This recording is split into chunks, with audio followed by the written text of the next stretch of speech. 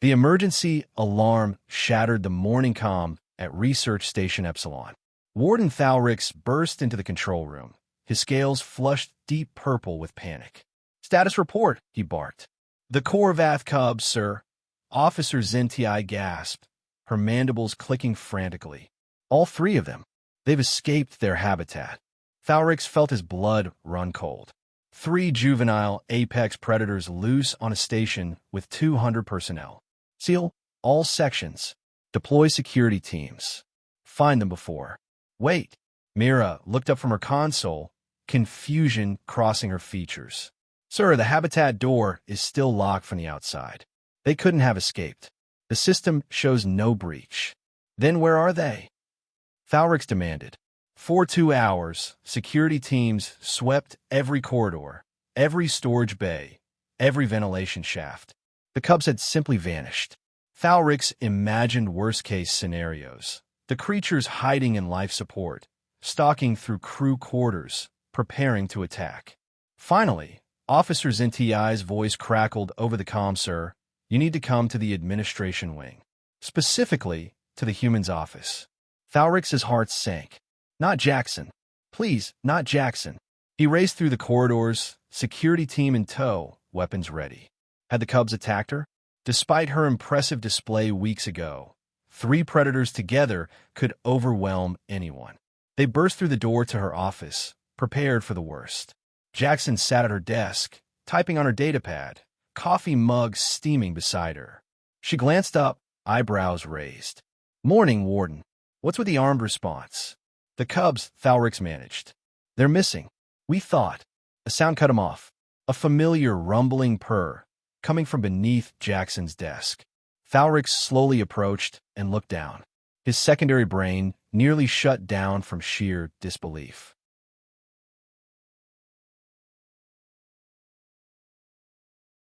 All 3 Korvath cubs were crammed under Jackson's desk, curled around her feet. The largest one had its head resting on her boot. The middle cub was actively chewing on her other boot's laces, tail wagging contentedly. The smallest had somehow wedged itself between her ankle and the desk leg, purring like a fusion reactor.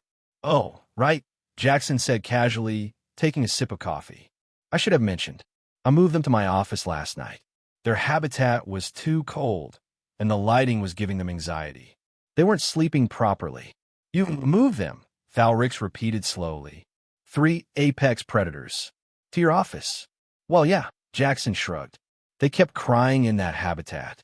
It was breaking my heart. Plus, they're at that age where they need constant socialization. Leaving them isolated wasn't healthy." Mira peeked around Thalrix's shoulder, staring at the scene. "How did you even get them here?"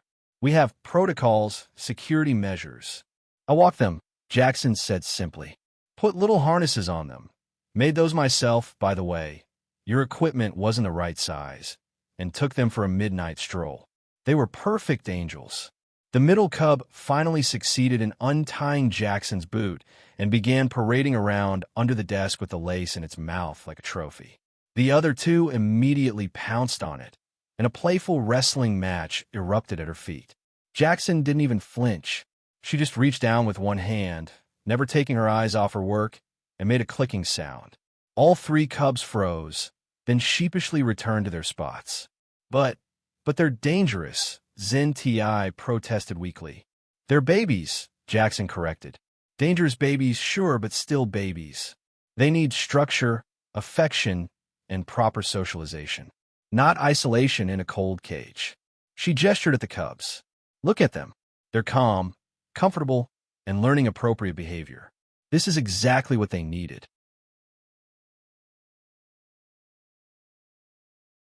The smallest cub yawned, revealing rows of razor-sharp teeth, then nuzzled deeper into Jackson's ankle. Thalrix holstered his weapon, feeling utterly defeated. "Miss Jackson, you can't just kidnap facility animals because you think they're lonely. I prefer the term compassionate relocation," Jackson replied with a slight smile. "Besides, I left you a note." "A note?" Thalrix's voice rose an octave. "Yeah, on the habitat door. Cubs with me. They're fine." "Jay, you didn't see it?" Mira checked her datapad and winced.